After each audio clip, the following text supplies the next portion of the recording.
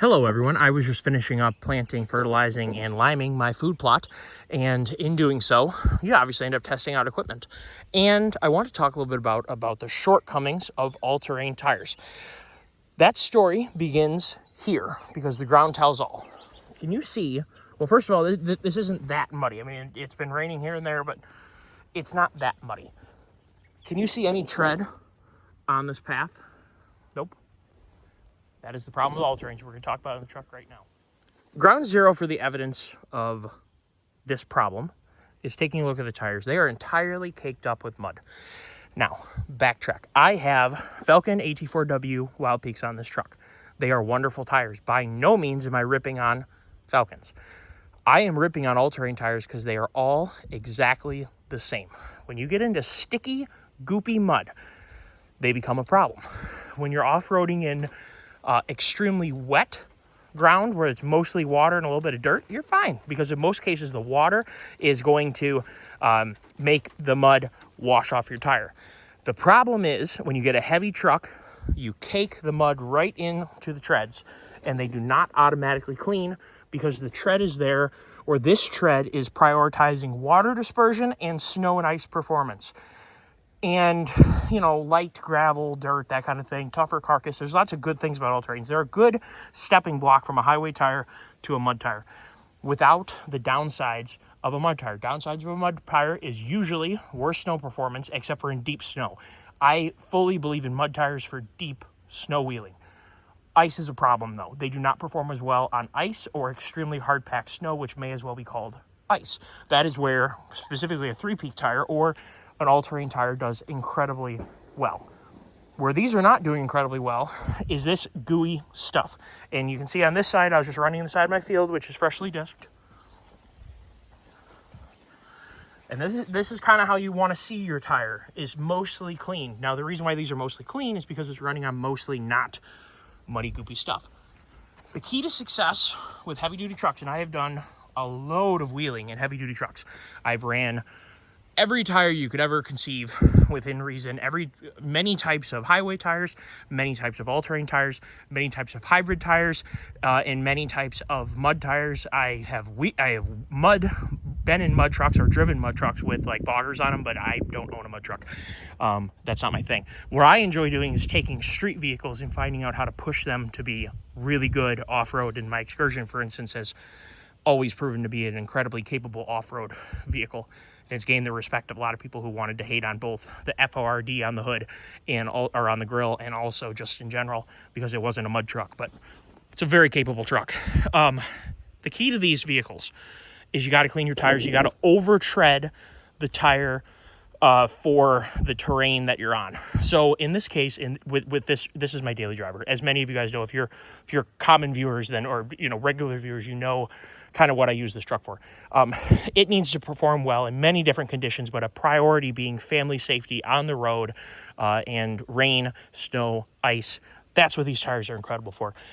The problem with all-terrain tires, and it's every single one of them, and it includes hybrid tires that lean more toward the all-terrain side, like Duratrax, like Ridge Grapplers. Those are all tires that are hybrids, that are coming from the all-terrain world and trying to have a little bit more side lug to bite a little bit better. The problem is the middle of the carcass gets impacted with mud, and you go from having, let's just say you have, let's just call it 100% of a contact patch, right? If you glomp the middle up, you now have, 15% of your carcass over here and 15% of your carcass over there. You now have, say, 30% of your tire being used. And with a truck this heavy, you need to have as much traction as you can have. I'm just fine for this situation. The thing is where you get caught with this is hills. With you're going uphill, you now have to take the weight of the truck, which this thing with me in it's probably like 7,600 pounds, and go up the grade or the hill or whatever. And if you're coming down the hill, now you got to slow the truck down when you're coming down. When you're going downhill, of course, you can't really clean the tires, but part of off-roading is knowing, can I get away with a quick whop on the throttle to clean the tires and then get back on the brakes and start getting the truck slowed back down so that you don't end up in a tree anyway. That's kind of just part of picking lines and the skill of off-roading and whatever. That might be possible in some circumstances, but if you only have, 25 feet before you're going to hit something, you don't have time to whop the throttle, clean the tires, and get going. The solution for this is wheel speed. you need to have wheel speed. And we're going to talk about more than just, we're going to talk about the app more than just the tire here. You need to be wheeling in 4 high in mud, in snow, and in sand. There is absolutely no reason to be in 4 low in any vehicle at all. If your vehicle cannot drive itself around in mud, sand, and snow in 4 high, you have a gearing issue or you have a power issue for the weight of your vehicle. You need to address the gear ratios that you've selected for your axles in relation to your tire size and your vehicle weight. And you need to look at, is your powertrain really capable of hauling around the vehicle and the tires that you have chosen to put onto your vehicle? It is all a system. Make sure that everything works together. There is a reason for bigger engines. It's not ideal. Like 35s on an inline 4 Jeep, like the little, what are they, 2.5 liter. It's not ideal. It's almost unsafe. And that's a situation where people end up running 4 low to do anything. You need to be in 4 high because you need to have the wheel speed. 4 low allows for very technical applications of wheel speed for crawling up rocks and things like that, where you're trying to control the vehicle speed to a minutia and also amplify the torque of the engine so that you can turn the tires in high traction situations like crawling up a rock face. You do not want to have that when you're in deep or mud and snow and ice, and sand. You want to have wheel speed to clean the tires out. That cleaning action is going to really quickly fling all this garbage off. Now, if there is a point of no return, I've done a lot of mudding in mud bogs and fields and things like that, and trails and things like that, where the distance of the mud is long enough, or it could be, hundreds and hundreds of yards of mud, and it could be goopy enough that you can't get your tires to clean. And then that's where you start dropping and framing out. With enough horsepower, you can get the vehicle to lift up on the treads, you clean enough, and you'll get going. The limitation of that is these modern trucks have very annoying traction controls. Even when you have them off, they're still going to limit your wheel speed to some extent. My vehicles that I used to play in the mud with, I could achieve 100 mile an hour plus wheel speeds very easily. My Cummins, my 6.0, my Excursion, when I needed to get it going, I could get those vehicles going and get some crazy wheel speed. And that's why vehicles that only had 33 or 35-inch tires could do some pretty crazy stuff, is because they had the power and they had the drive lines and the correct gear ratios to spin the tires up like that, and they had lockers to get the vehicle going. When you don't have those things, you need to over-tire your truck, and that's where the limitation of any all-terrain. There are just some wonderful all-terrains out there, and these are definitely one of them. The AT4Ws are really excellent tires. I love these tires. There's like 10,000 miles on them. They have very, very little wear. They're wearing extremely evenly. They work incredibly well for this, and I can get myself around. If there was an emergency I needed to cut through my field, I could. I'm just not going to disrespect the guy who farms my land by tearing up his freshly, disked ground. That's ridiculous. I would never do that. But that would be an emergency if I, got stung by a bee and I was having a reaction or something crazy was going on. I need to get out of here. You could definitely get out of here. But if you're going to go playing on a trail, especially with a heavy truck, and it's going to be goopy mud, be cautious about your all-terrain purchase. Yes, all-terrains are quieter. Yes, they generally have longer tread life within reason. If you air your tires down properly, I get 50, 60,000 miles of usable tread life out of mud tires. If you air them down correctly, you get really, really long tread lives. If you don't, you might only get 25 or 30,000 miles out of tires. If you're someone who insists on running them at max PSI all the time when the truck is empty, or even towing any load, any of these trucks with 35-inch tires, they need to be aired down a bunch from their max PSI number because they are nowhere near their max load. I have a video on tire pressures. If anybody wants more discussion on it, I can break it down even further. I'm happy to. I love making videos, and I have no problem making duplicate videos because the thing is that they get lost in the algorithm. So if anybody wants to see another tire pressure video, and perhaps I go about it in a different way of maybe having more examples and things like that, we could definitely do that. This is also a situation where airing down your tires may help. The wider contact patch is going to help distribute the weight of the truck out more, and it may also help with keeping the tires or getting them to clean. So in a situation like this, if you find yourself in a situation where it's maybe worse than this and you're actually in trouble, maybe there's a little hill to get out here. So like you go this way and then suddenly there's a little hill to get up and you just can't do it. And you don't have the room to get the momentum, or you're worried about sliding off into something, you want to kind of take it a little more cautiously. Been there, done that. Air down. You can drive a really long ways with an empty truck and air down tires. I got myself in trouble in the UP one time. I had a dump trailer behind me because we didn't have a proper snowmobile trailer back then. We we were all noobs, and we had 3 snowmobiles, a track snowblower, still had some wood in there, a bunch of coolers and fuel cans and whatever. We probably had, 5,000 pounds behind us, or 6,000 pounds. It was probably more like 6,500. And we got absolutely buried on 35-inch tires, and the snow was up to there. It was bad.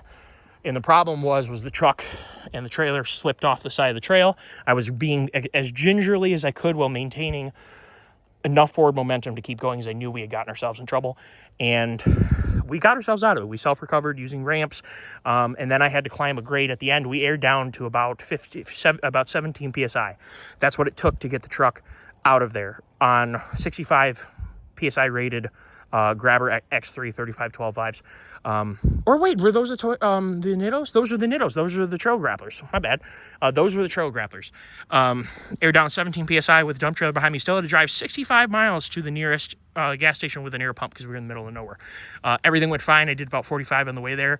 No real extra tread wear that mattered at all. I mean, those tires currently have like 43,000 miles with over 50% tread.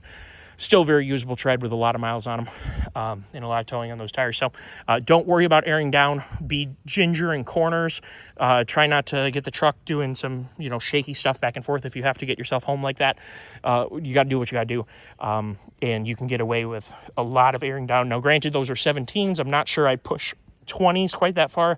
I'd probably use 22 as a minimum with this setup right here, just because it would err on the side of keeping the bead on the wheel. So, hopefully we discussed that a little bit. If we had mud tires in the truck right now, you would likely find, and I haven't done anything to try and clean, I've just been idling back and forth, okay? So I haven't made any effort to clean my tires. If I had mud tires, they'd probably look a lot more like the other side, where they were basically more or less clean. And the reason is because the tire self-cleans. It doesn't need to have the wheel speed to move the mud out from between the tread blocks. There's enough gap between the tread blocks that the weight of the mud alone is enough to push it out. And then also there's usually little rubber bars in there that when the tire flexes, the rubber bars move a little bit and it pushes the suction up and it knocks the rubber out of the way. Or, excuse me. It knocks the mud out of the way. Why am I getting eaten alive by this skeeter? It keeps trying on my ear. All right, I'm going to get inside. I've got a lot done, as you can see. Very happy with that. So hopefully you guys enjoyed the video. I appreciate you all, and we will... I'm trying to get myself in a position where I can go do some real wheeling again. I used to go do a lot of trail riding, a lot of wheeling. If you guys want to see some wheeling, I miss it so much. I stopped doing it because of breaking parts, U-joints, and just time and wearing out U-joints chiefly. But if you guys want to see some wheeling, I need to get back into wheeling. It's been so long I've been doing, more domestic stuff. And I really miss it drastically. There's so much to off-roading, and it's so much fun to take a vehicle, find out what its limitations are. And I recommend that you do that with a mechanically solid vehicle, with the right tires for your application, in your vehicle in good condition, so you don't have a fire on the side of the trail or hurt yourself or something like that. Make sure that your vehicle is ready to get out and go wheel.